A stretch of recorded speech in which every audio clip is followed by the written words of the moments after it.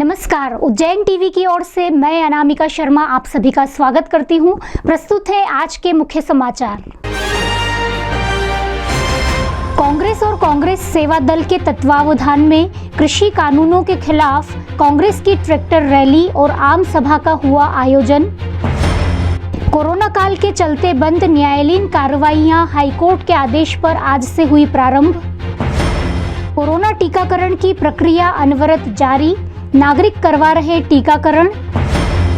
मौजूदा शहर काजी ने समानांतर नियुक्ति को बताया कायदे के खिलाफ। नरेश जीनिंग फैक्ट्री की जमीन पर व्यापार कर रहे व्यापारी हुए लामबंद।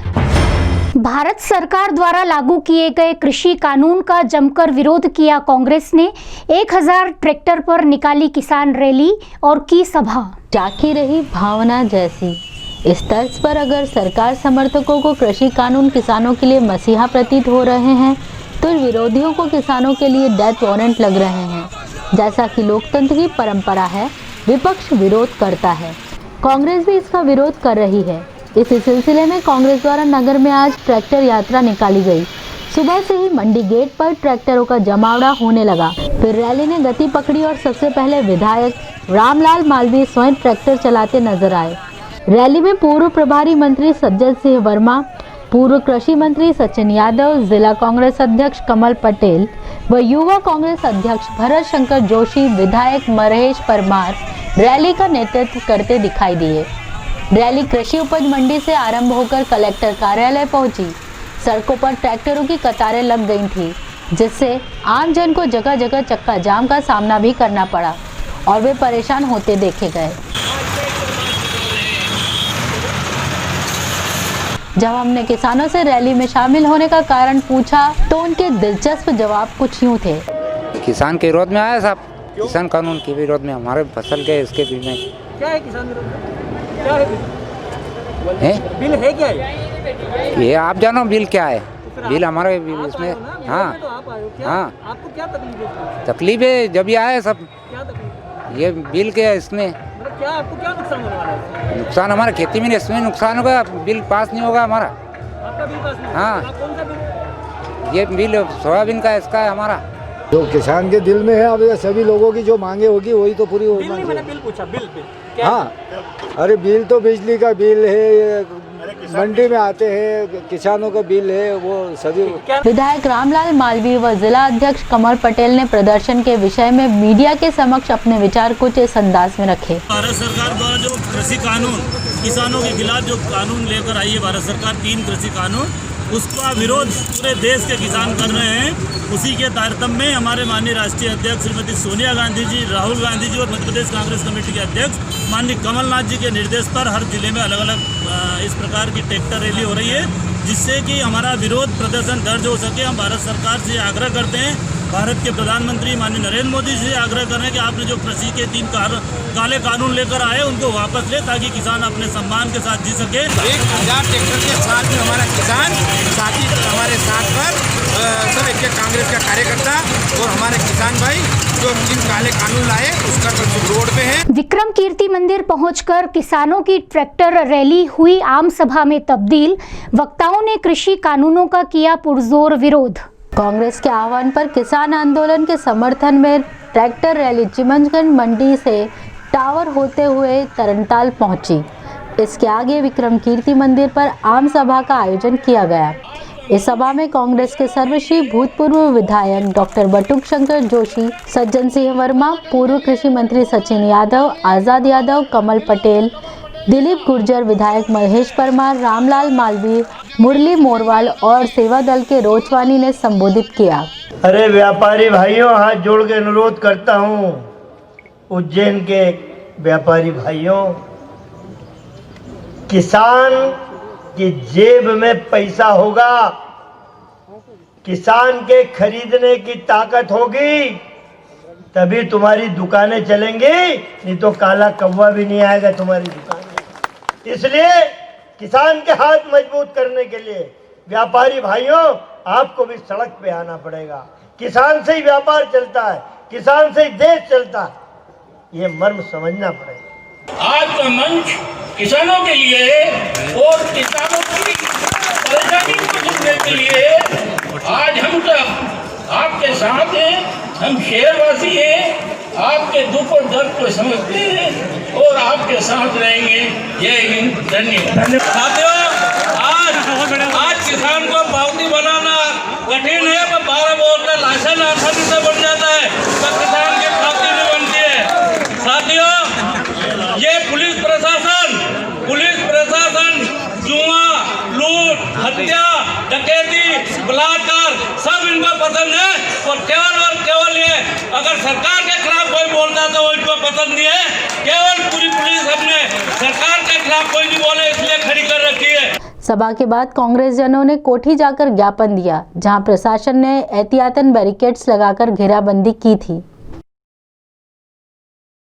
कोरोना काल के बाद बंद हुई कोर्ट में फिर शुरू हुई न्यायालयीन कार्रवाई और देखी गई पहले सी हलचल। कोरोना काल के चलते विगत 9 माह से सारा देश ठप हो गया था। इसी के चलते लॉकडाउन पीरियड में न्यायालयीन कार्रवाइयां बंद हो गई थी। पिछले करीब 1.5 माह से केवल 5 साल पुराने प्रकरण, अंडर ट्रायल और राजीनामों की अपीलों पर सुनवाई होती थी। बाकी सभी मामलों पर सुनवाई बंद थी। अब हाई कोर्ट के आदेश से सभी मामलों की प्रत्यक्ष सुनवाई सोमवार से प्रारंभ हो गई। इस संबंध में अभिभाषकों ने चर्चा में बताया, कोविड-19 के बाद में माननीय उच्च न्यायालय के आदेश के पालन में रेगुलर कोर्ट खोल दी गई है। सोशल डिस्टेंसिंग और कोविड के जो रूल्स हैं उसको फॉलो करते हुए कोर्ट ने पूरा अपना काम चालू कर दिया है। कोरोना टीकाकरण का क्रम जारी, दूसरे दिन भी हुए टीकाकरण केंद्रों की बढ़ाई जाएगी संख्या। शनिवार 16 जनवरी से प्रारंभ हुआ कोरोना वैक्सीन का टीकाकरण अभियान का क्रम जारी है। अभी फिलहाल ये अभियान nursing training centre, RD Gardi medical college के अलावा खाचरोद, नागदा और महिदपुर में है। ये टीके पूर्व निर्धारित दिनों में लगेंगे। मंगलवार और शुक्रवार को यह टीके नहीं लगेंगे, क्योंकि यह 2 दिन छोटे बच्चों को उनके लिए निर्धारित टीके लगाए जाते हैं। रविवार को साप्ताहिक अवकाश होता है। शनिवार को जिन 500 लोगों को मैसेज भेजे गए थे, उनमें से 337 लोग टीका लगवाने आए। उम्मीद है कि निकट भविष्य में टीकाकरण सेंटर की तादाद बढ़ाई जाएगी। आइए अब हम आपको टीकाकरण के एक दूसरे पहलू से अवगत कराते हैं। टीकाकरण के पहले दौर में स्वास्थ्य कर्मियों को टीके लगाए जा रहे हैं, मगर उनमें ही टीकाकरण का उत्साह नदारद है। नर्सिंग कॉलेज में शाम 5 बजे तक 47 व्यक्ति ही टीकाकरण के लिए पहुंचे। स्वास्थ्य कर्मियों के प्रति भी प्रशासन की लापरवाही देखी गई। ड्यूटी के दौरान उन्हें चाय नाश्ता तक उपलब्ध नहीं कराया जा रहा। लोगों के जहन में फैली टीकाकरण की भ्रांतियों पर जब हमने आरडी गार्डी कॉलेज की medical department senior resident doctor Vandana Kekare से चर्चा की, तो उन्होंने इन भ्रांतियों को दूर करने का प्रयास किया। नमस्कार, उज्जैन के सभी रहवासियों को मेरा प्रणाम और सादर नमन। मैं डॉक्टर वंदना केकरे आरडी गार्डी मेडिकल कॉलेज और चैरिटेबल हॉस्पिटल में मेडिसिन डिपार्टमेंट में सीनियर रेसिडेंट के पोस्ट पर मैं काम कर रही हूँ पिछले 16 सालों से। और जैसे कि हम सबको मालूम है, हमारे देश में अभी परसों के दिन कोरोना वैक्सीनेशन का टीकाकरण का एक बहुत बड़ा अभियान चालू किया गया है। और हमारे आरडी गार्डी मेडिकल कॉलेज से जो हमारे कोरोना के नोडल ऑफिसर हैं डॉक्टर सुधाकर वैद्य, उन्होंने फर्स्ट डोज लेकर इस टीकाकरण अभियान का शुभारंभ किया था। और आज के दिन सबसे पहले ये टीका, आज सेकंड डे था और सबसे पहले ये टीका मैंने लिया है आज सुबह। और करीबन 9 सवा 9 बजे मैंने ये टीका लिया था और मैं आपके सामने अभी बहुत अच्छे से बैठी हुई हूँ। और पूरे दिन भर मैंने पेशेंट्स देखे हैं और पूरे हॉस्पिटल के काम किए हैं। तो मेरा ये जो आम जन है उनसे ये अनुरोध है कि इस टीकाकरण के लिए हम जितने संख्या में, बड़ी से बड़ी संख्या में आगे आएंगे, उतना हमें लाभ होगा और हम इस कोरोना को जितना जल्दी हो सकेगा भारत से हमेशा के लिए अलविदा और बाय बाय कह देंगे। तो मेरा आप सब लोगों से अनुरोध है कि अधिक से अधिक संख्या में टीकाकरण के लिए आगे आएँ और घबराएं नहीं बिल्कुल भी। इस टीके के कोई भी ऐसे साइड इफ़ेक्ट्स नहीं हैं अभी तक। मुझे तो अभी तक कुछ हुआ नहीं है, और कुछ होता भी है तो बहुत मामूली चीज़ें हो सकती है कुछ लोगों को, लेकिन उससे घबराएं नहीं और जितनी संख्या में आप लोग आगे आ सकते हैं आएँ, ये मेरा सबसे अनुरोध है। शहर में पहली बार समानांतर शहर काजी की नियुक्ति को परंपरा और नैतिकता के विरुद्ध बताया वर्तमान शहर काजी ने। शहर के मुस्लिम जगत में पहली बार ऐसा हुआ है कि एक शहर काजी के होते हुए समानांतर शहर काजी नियुक्त हुआ हो। हालिया नियुक्त हुए समानांतर शहर काजी की नियुक्ति को लेकर मौजूदा शहर काजी खलीकुर्रहमान साहब ने कहा कि यह इस्लाम के कायदे के खिलाफ है। साथ ही यह देखना भी काबिले गौर होगा कि जिन लोगों ने नई नियुक्ति की हिमायत की उनका नैतिक आधार क्या और कितना है। मगर अफसोस इस बात का है कि जब वो पूरी फील्ड को देखा तो ऐसा लगा कि जो लोग उसको बनाने वाले हैं वो लोग कौन हैं और कैसे हैं। प्रशासन को भी गौर करना चाहिए कि वो लोग कौन हैं और कैसे हैं। उन लोगों के अंदर वो लोग मौजूद हैं बनाने वालों में जिनके टोटल कारोबार जुए और सट्टे के हैं, और ऐसे लोग मौजूद हैं जो मुजरिम हैं 307 के भी। तो प्रशासन को गौर करना चाहिए इस बात के लिए कि जो लोग बना रहे हैं वो किस तरीके के लोग हैं। शहर काजी खलीकुर्रहमान साहब ने एक सवाल के जवाब में वैक्सीनीकरण का समर्थन कर उसे जरूरी और जनहित में बताया। बहुत सीधी सी बात है, जान को बचाने के लिए ज़रूरत इस बात की है कि उसका इस्तेमाल होना चाहिए, और उसका इस्तेमाल की कंडीशन भी इस तरह होनी चाहिए कि ये फिक्र हमारे अंदर होनी चाहिए। क्योंकि जब बीमारी आई थी ये कह करके नहीं आई थी कि हिंदू के लिए आई है, मुसलमान के लिए आई है, लाखों दाने इसके अंदर गई हैं। और ऐसी सूरत हाल के अंदर ज़रूरत इस बात की है कि हमें ये गौर करना चाहिए कि हमारे घर में, हमारे मोहल्ले में, हमारे शहर में कोई भी व्यक्ति या कोई भी शख्स या कोई भी महिला इस तरीके की बाकी न रहे कि जिसको वैक्सीन का उस तक न पहुंचे। शासन द्वारा अधिग्रहित नरेश जीनिंग फैक्ट्री पर व्यापार कर रहे व्यापारियों में मचा हड़कंप। बेरोजगार होने की आशंका से भयभीत होकर उतरे सड़क पर। शहर के व्यापार जगत के पिछले 10 महीने वैसे ही कोरोना काल से पैदा हुए मंदी में बीते। उस पर अगर दुकानों पर ताले लग जाने की चिंता माथे पर सवार हो तो फिर परेशान इंसान बगावत कर देगा। यह काव्य पंक्तियां चरितार्थ होने लगती हैं। पिछले दिनों नरेश जीनिंग फैक्ट्री की जमीन को प्रशासन ने अधिग्रहण करने के बाद इस जमीन पर व्यापार कर रहे व्यापारियों को भी लाल कार्ड दिखा दिए। फलतः यहाँ 33 सालों से विभिन्न व्यवसायों में लगे व्यापारियों में हड़कंप मच गया। अपने व्यापार के वजूद की हिफाजत के लिए वे विधायक पारस जैन से भी मिले। साथ ही उन्होंने हाथों में बैनर लेकर सड़क पर उतरकर नारेबाजी भी की। अपने परेशानियों को बयां करते हुए व्यापारी महेश साहू ने बताया, पिछले 30-33 वर्षों से हम यहाँ पर रोजगार कर रहे हैं। शासन की जो भी योजना आएगी उसमें हम सहयोग करेंगे, लेकिन हमको पुनः यहाँ पर जब तक इसको तोड़ा नहीं जाए और जो भी सरकार की योजना है उसमें हमको शामिल किया जाए, जो भी सरकारी शुल्क होगा वो हम जमा कराने को तैयार रहेंगे।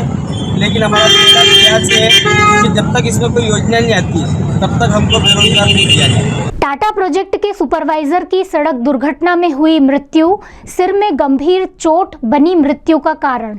सांवे रोड 4 लेन पर चलने वाले वाहन प्रायः अंधाधुंध गति से चलते हैं। यही तेज गति हादसे की वजह बनती है। ऐसा ही हादसा नानाखेड़ा क्षेत्र में परिहार पैलेस होटल पर हुआ। इस हादसे में बिहार के बक्सर जिला निवासी परमानंद पांडे उम्र 34 वर्ष की मृत्यु हो गई। आनंद पैलेस में रहने वाले परमानंद टाटा प्रोजेक्ट में सुपरवाइजर के पद पर कार्यरत थे। घटना के बाद अपने अन्य साथियों के साथ परमानंद को अस्पताल ले जाने वाले उनके साथी सुशांत तिवारी ने बताया, कल ये सुबह निकले थे वहाँ घर से, कहीं कुछ काम के लिए जा रहे थे। रास्ते में छोटा हाथी के द्वारा इनका एक्सीडेंट हो गया। नानाखेड़ा थाने में घटना की सूचना मिलते ही पुलिस CHL अपोलो अस्पताल पहुंची। घटना का ब्यौरा देते हुए SI RL भगत ने बताया, CHL अपोलो से सूचना मिली थी कि परमानंद पांडे जी को घायल अवस्था में एक्सीडेंट होने से लाए हैं।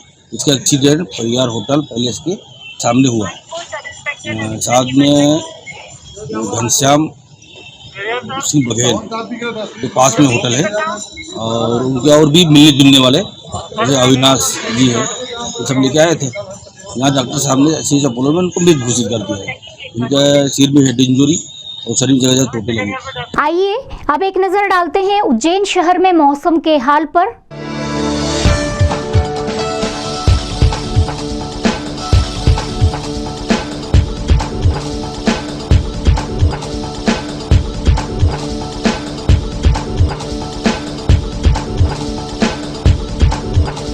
अंत में मुख्य समाचार एक बार फिर।